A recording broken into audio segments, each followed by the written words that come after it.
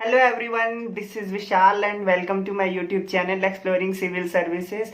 Guys, आप लोगों ने बेंजामिन फ्रैंकलिन का वो कोट सुना है, if you fail to plan you are planning to fail. मतलब कि अगर आप प्लान करने में ही फेल हो जा रहे हैं, दैट मीन्स कि आप फेल होने के लिए प्लान कर रहे हैं। तो आपको देखना है आप दोनों में से कौन सी कैटेगरी में। और साथ ही वीडियो शुरू होने से पहले ही मैं बता देता हूँ, अगर आप सच में यूपीएससी 2021 अटेम्प्ट के लिए सीरियस हैं, जो कि 10 अक्टूबर को होने वाला है, तभी आप ये वीडियो आगे देखिएगा, अदरवाइज आपका आगे टाइम ही वेस्ट होगा। तो इस वीडियो में मैंने जो गलतियां की थी लास्ट अटेम्प्ट में 2020 में, वो मैंने ये एक डायरी बनाई है। इस डायरी में मैं अपनी डेली प्लान्स लिखता हूँ। आप लोगों को दिख रहा है 2021।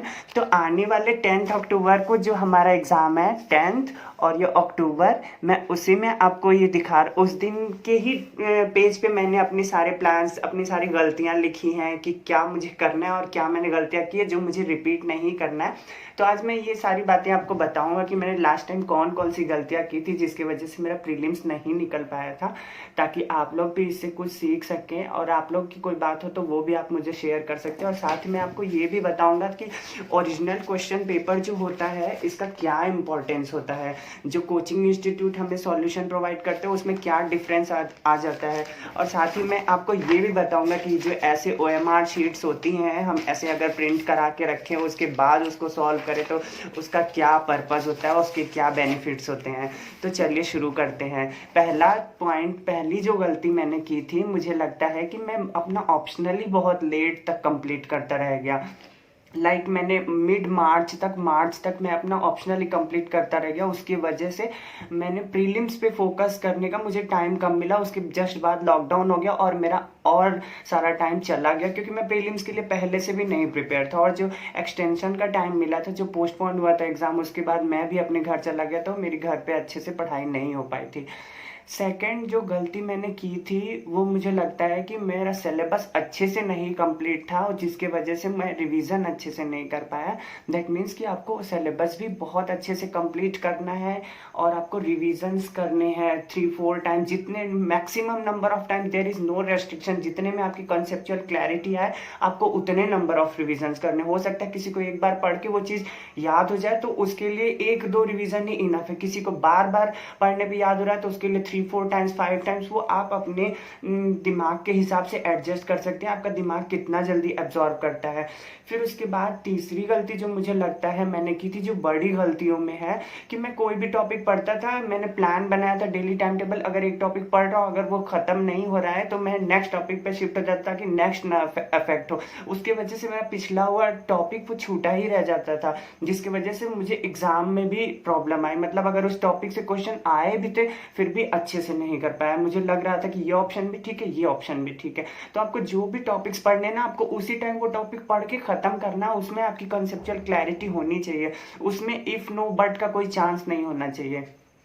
फिर जो फोर्थ मिस्टेक जो मुझे लगता है मैंने की थी, मैंने मतलब टेस्ट बहुत कम लगाए थे। मतलब आपको मिनिमम 50 टेस्ट लगा के जाने, और वो भी एग्जाम इन्वायरमेंट में। अब वहाँ पे इसका रोल आता है, ये जो OMR शीट्स है, आपको प्रॉपर फोन में जो स्टॉप वॉच होता है, जो क्लॉक सेक्शन में टाइमर स्टॉप वॉच होता है, वहाँ पे आपको टाइमर लगाना है स्टॉप वॉच, और आपको देखना है कि मैं कितने देर में कर रहा हूँ। और यहाँ पे आपको इवेलुएट करना है, जैसे आप यहाँ बना सकते हैं कि अटेम्प्टेड कितना था, अनअटेम्प्टेड कितना था, करेक्ट कितने हुए, अनकरेक्ट कितने हुए, मार्क्स ऑब्टेन्ड कितने थे, पॉजिटिव मार्क्स, निगेटिव मार्क्स, ये मैंने किए थे। और टेस्ट नंबर कौन सा था, डेट कौन सी थी और कौन सी कोचिंग का हमने टेस्ट लगाया, फिर ये करके और आप यहाँ बना सकते हो। उससे आपको ट्रैक करने में, अपना प्रोग्रेस ट्रैक करने में बहुत ईजी होगा।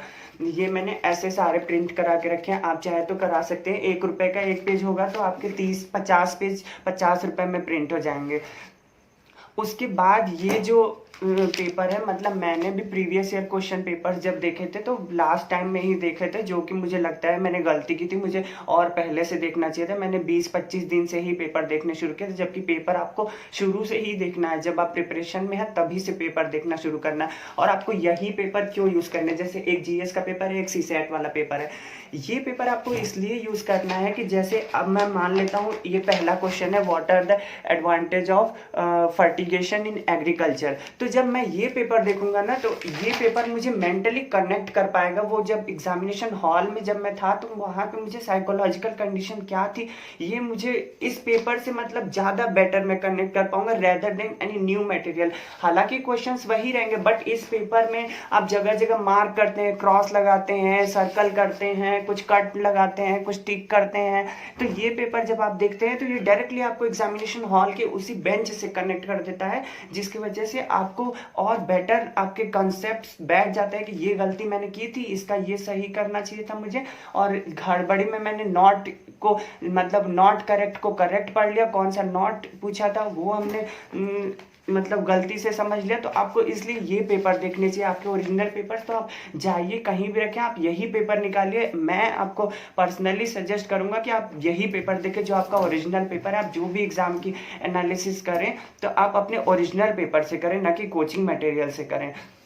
फिर उसके बाद एक और गलती जो मैंने की थी, वो मुझे लगता है कि मैंने प्लान जो थे, मतलब अगर मैं एक प्लान बनाता तो वो कुछ दिन मतलब अच्छे से नहीं एग्जीक्यूट हो पाता था, तो फिर मैं सोचता था कि मैं फिर एक नया प्लान बना लूँ और अब इसको अच्छे से एग्जीक्यूट करूंगा।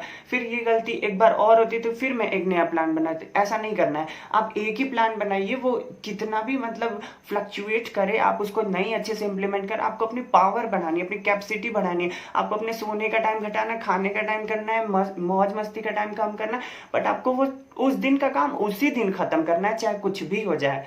तो इसलिए आप एक टाइम टेबल बनाइए और उसी को अच्छे से एग्जीक्यूट करिए, जितना भी अच्छे से एग्जीक्यूट कर सके। आपको हर बार एक नया टाइम टेबल नहीं बनाना, चाहे डेली शेड्यूल हो, चाहे पूरी पढ़ाई का 1 महीने का, 2 महीने का, 3 महीने का, जो बना है उसी को अच्छे से इंप्लीमेंट करिए। आप ये कर सकते हैं कि अपने टाइम टेबल में एज आवर्स रख सकते हैं, एज डेज रख सकते हैं। जैसे अगर 8 घंटे की पढ़ाई है, तो आप 7 घंटे की रखिए, 1 घंटे एज आवर रखिए, ताकि 7 घंटे में जो गलतियां हुई हैं वो अगले 1 घंटे में हम कवर करें उसको। ये अगर डेली अगर एज आवर रहेगा, EDGE एज आवर, तो आपको कुछ एक्स्ट्रा टॉपिक भी किसी दिन पढ़ना हो तो आपके पास टाइम मिल, किसी दिन कुछ मिस हैपनिंग हो गई, कुछ मतलब टाइम नहीं मिल पाएगा, तो आप उस एज आवर में कंप्लीट करेंगे। एक एज डे रख सकते हैं, एज 2 डे रख सकते हैं, कुछ ऐसे कर सकते हैं आप अपने शेड्यूल के अकॉर्डिंग।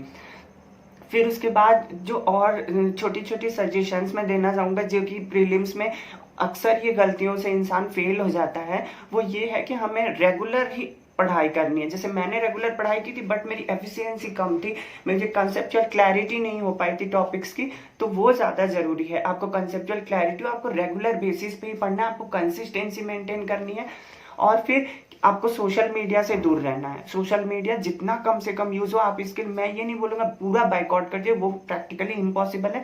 आप दिन में मतलब 10 मिनट 15 मिनट ऐसे एक टाइम निकालिए, उतने ही टाइम आपको सोशल मीडिया यूज करना है।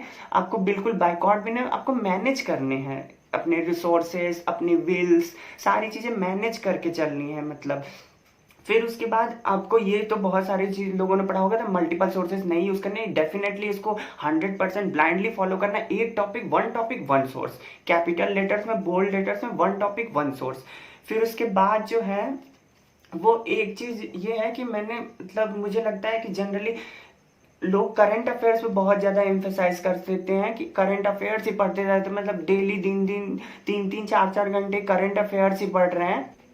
तो आपको ये भी नहीं करना है। करंट अफेयर्स के लिए बिल्कुल मतलब जितना टाइम वो डिजर्व करता है उतना ही टाइम देना है। लाइक 2 आवर्स देने हैं डेली, तो 2 आवर्स ही देने हैं। 1.5 आवर्स देने हैं, तो 1.5 आवर्स ही देने हैं। और ओवर एम्फेसाइज नहीं करना है उसको, या किसी भी टॉपिक को ओवर एम्फेसाइज नहीं करना है, क्योंकि आपको बहुत सारे टॉपिक्स पढ़ने हैं सिलेबस में, और जो भी पढ़ना है वो सिलेबस के अकॉर्डिंग ही पढ़ना है, ये भी ज्यादा जरूरी है। और फिर एक चीज और जो लगभग बहुत सारे एस्पिरेंट्स से गलती हो जाती है कि एग्जामिनेशन हॉल के लिए नहीं प्रिपेयर होते हम उस टाइम के लिए एक इमेजिनेशन लेके नहीं चलते, एक विजन लेके कि एग्जामिनेशन हॉल में ऐसी कंडीशन भी हो सकती है। अगर आप दूसरे सिटी में एग्जाम देने जा रहे हो सकता है वहाँ का इंफ्रास्ट्रक्चर ना अच्छा हो, आपको फैसिलिटीज ना मिल पाए, पानी पीने की, थोड़ा बहुत ब्रेकफास्ट वगैरह करने की। तो ये सारी चीजें आपको अपने दिमाग में लेके चलनी है, क्योंकि ये सब यूपीएससी नहीं समझेगा, ये सब आपको समझना है और सिर्फ आपको ही समझना है। इसके अलावा कोई नहीं समझेगा, ना पेरेंट्स, रिलेटिव, फ्रेंड्स। जितना बेटर आप इस चीज पे सोच सकते हैं, एक्शन ले सकते हो, उतना बेटर कोई हो सकता है। फिर उसके बाद आपको मेंटली कनेक्ट रहना है कि एग्जामिनेशन हॉल में ऐसे ऐसे मुझे जितना भी आपका एक मेंटल टास्क एक बिल्कुल क्लियर होना चाहिए, एक प्लान होना चाहिए कि मुझे ऐसे एग्जाम करना है। क्वेश्चंस भले आपको नहीं पता हो बट एक प्लानिंग होनी चाहिए। वही है कि if you fail to plan you are planning to fail. तो ऐसा नहीं होना चाहिए, आपको पहले से ही प्लान बना के चलना है कि मुझे ऐसे ऐसे करना है। हो सकता है आपके प्लान बिल्कुल डिट्टो नहीं इम्प्लीमेंट हो पाए बट मोर और लेस भी इम्प्लीमेंट हो गए तो बेटर है उन लोगों से जिन्होंने प्लान ही नहीं किया है, बिल्कुल कुछ सोचा ही नहीं है, बस ऐसे ही गए एडमिट कार्ड उठा के पेन उठा के जाके एग्जाम दें। ऐसे नहीं करना है गाइज। ये बात तो आपको समझनी होगी कि मतलब परसिवरेंस इज प्राइसलेस। मतलब जो हम कंटिन्यूअस मेहनत करते हैं उसका कोई तोड़ नहीं होता है, हम वो बिल्कुल ही प्राइसलेस होता है। मतलब अगर रात भर प्रीलिम्स एग्जाम आने के 2 महीने पहले हम रात भर दिन भर पढ़ाई कर रहे हैं, उस वो सब्स्टिट्यूट नहीं कर सकता उस इंसान की पढ़ाई से जिसने 6 महीने पहले ही इतनी सारी पढ़ाई की है। तो परसिवरेंस इज प्राइसलेस। और आपको खुद के साथ ऑनेस्ट रहना है। ऐसा नहीं कि कोई और देख रहा है तो मैं पढ़ रहा हूँ, कोई नहीं देख रहा है तो नहीं पढ़ रहा हूँ, किसी और के एक्सटर्नल मोटिवेशन से पढ़ लिया फिर वो दिन भर घूम रहा है तो मैं भी चलो एक दिन नहीं पढ़ा तो क्या होगा। ऐसा नहीं करना है। कंसिस्टेंसी मेंटेन करनी है और कंटिन्यूअस पढ़ाई करनी है। वो आपने सुना है ना, करत करत अभ्यास से जड़मति होत सुजान रसरी आवत जाते सिल पर परत निशान। मतलब कंटिन्यूअस करना है और कंटिन्यूअस प्रैक्टिस करनी है और खुद के साथ ऑनेस्ट रहना है और हमेशा ही अपने काम पे ध्यान देना है। मतलब मुझे लगता है कि वर्ल्ड में जितनी बड़ी पर्सनालिटीज हुई है फेमस, उसने उन लोगों ने हमेशा अपने काम पे ध्यान दिया। तो आपको ये चीज फॉलो करके चलनी है कि अपने काम पे ध्यान देना। वर्क इज वर्शिप, कर्मण्येवाधिकारस्ते मा फलेषु कदाचन। आपका अपने काम करने में अधिकार है, आप अपना काम अच्छे से करिए। आपको रिजल्ट देने के लिए ऊपर भगवान बैठा है, वो आप जैसा काम करेंगे आपको वैसा ही फल मिलेगा। तो और ज्यादा मुझे बहुत ज्यादा भाषणबाजी नहीं करनी, यही कुछ गलतियां हैं जो बहुत कॉमन मिस्टेक है और बहुत ज्यादा लोग करते हैं। मतलब वो है ना कि common sense is very uncommon in common people of this country for common issues. नहीं करनी है, अनकॉमन नहीं रहना है, कॉमन मिस्टेक्स को समझना है और उस पर काम करना है। तो अगर आपको मेरी बातें कुछ सही लगी, कुछ पॉइंट्स अच्छे लगे इस वीडियो में, तो प्लीज़ अपने फ्रेंड्स से शेयर करिएगा जिन्हें आपको लगता है कि वो भी प्रीलिम्स में फेल हुए हैं या उनको प्रीलिम्स में प्रॉब्लम लगती है या आपको लगता है कि ये सारी चीज़ें इंपॉर्टेंट है किसी को भी जानने के लिए। तो प्लीज़ शेयर करिएगा और आपको मेरी बात समझ आए कुछ भी तो प्लीज़ चैनल को सब्सक्राइब करिएगा, इससे मुझे भी थोड़ा मोटिवेशन मिलेगा। और कोई बात हो तो आप कमेंट सेक्शन में बता सकते हैं। So all the very best, hope we will clear this exam this time and see you in the next video. Bye bye, take care and like, comment, share and subscribe, don't forget. Bye bye, thank you.